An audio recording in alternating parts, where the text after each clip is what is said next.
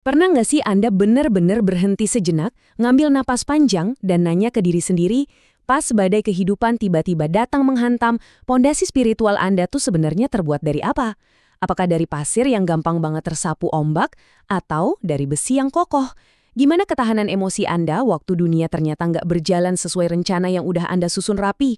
Selamat datang di sesi eksplorasi kita. Jujur, saya excited banget buat mandu Anda hari ini. Karena kita bakal ngebongkar sebuah cetak biru, sebuah metafora yang luar biasa mendalam dari surat ke-57, yaitu Al-Hadid. Kita bakal cari tahu bareng-bareng gimana sih cara ngebangun jiwa yang bener-bener nggak tergoyahkan. Percaya deh, teks kuno ini punya panduan psikologis dan spiritual yang justru makin relevan buat kita yang hidup di dunia modern yang serba cepat dan penuh tekanan ini. Coba deh dengarkan baik-baik kutipan ini. Dan kami turunkan besi yang padanya terdapat kekuatan yang hebat dan berbagai manfaat bagi manusia. Wah, ini dalam banget loh. Di sini, besi nggak cuma disebut sebagai material yang kita gali dari bumi. Besi dideskripsikan sebagai anugerah yang diturunkan dari atas. Ibarat sebuah intervensi dari Tuhan buat ngasih kita kekuatan. Sama kayak meteorit yang jatuh ke bumi, kekuatan jiwa sejati itu dilihat sebagai sesuatu yang dianugerahkan ke kita, bukan sekedar hasil rekayasa atau usaha keras kita sendirian.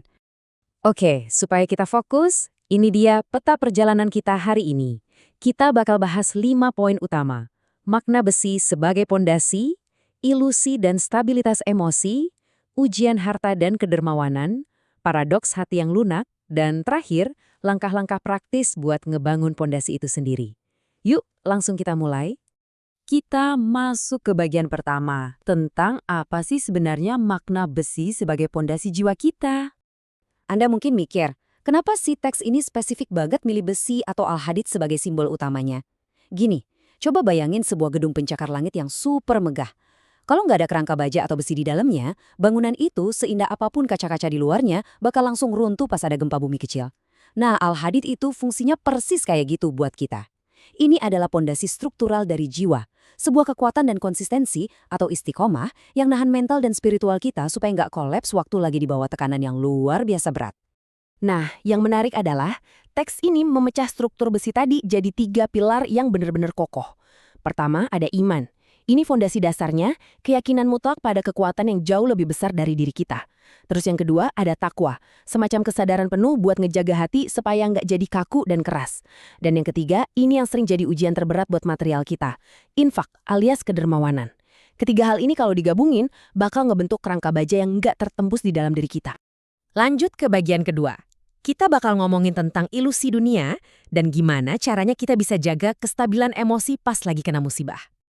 Terus apa jadinya kalau gempa bumi kehidupan beneran datang menghantam kita? Ada satu metafora yang menurut saya indah banget, sekaligus bikin kita merinding kesadaran. Dibilang kalau kehidupan dunia ini tuh ibarat hujan yang bikin tanaman tumbuh subur dan mengagumkan, tapi nggak lama kemudian tanaman itu menguning, mengering, terus hancur lebur. Poinnya adalah, kalau Anda ngebangun identitas dan kebahagiaan cuma berlandaskan kekayaan, status, atau hal-hal yang sifatnya sementara, Anda itu lagi ngebangun rumah di atas pasir. Cepat atau lambat semuanya bakal kering dan runtuh. Ini benar-benar jadi bukti yang brilian kenapa pondasi itu penting banget. Tanpa kerangka besi di dalam jiwa, hidup kita tuh bakal kerasa kayak naik roller coaster yang nggak ada remnya.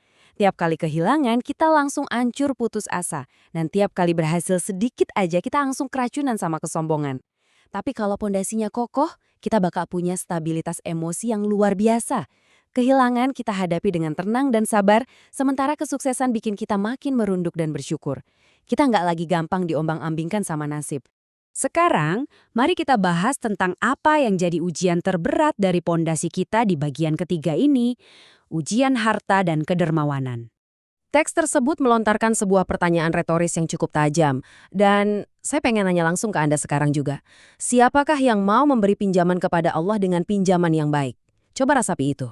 Konsep sedekah atau infak di sini dibingkai dengan cara yang revolusioner banget. Bukan dilihat sebagai uang yang hilang, tapi justru sebagai investasi atau pinjaman ke Sang Pencipta. Pertanyaannya, seberapa besar rasa percaya Anda sama sistem ini, sampai Anda berani melepaskan apa yang lagi Anda genggam erat-erat? Realitanya, cara pandang kita itu sering banget kebalik. Masyarakat biasanya ngelihat orang yang suka nimbun harta itu sebagai orang yang kuat secara finansial, ya kan? Padahal teks ini justru bilang sebaliknya. Sifat kikir atau pelit itu sebenarnya lagi nunjukin kalau pondasi spiritual orang tersebut rapuh banget. Kenapa? Karena mereka lumpuh oleh rasa takut kehilangan. Di sisi lain, kedermawanan adalah bukti nyata dari kekuatan yang gak tergoyahkan. Orang yang dermawan itu sadar penuh kalau harta itu cuma titipan. Mereka membuktikan kalau pondasi besi di jiwa mereka nilainya jauh di atas angka-angka yang ada di rekening bank. Nah, ini membawa kita ke bagian keempat, sesuatu yang menurut saya sangat mengejutkan. Paradoks antara jiwa yang kuat tapi hatinya lunak. Belumkah tiba waktunya? Saya pengen Anda benar-benar merasakan kalimat ini.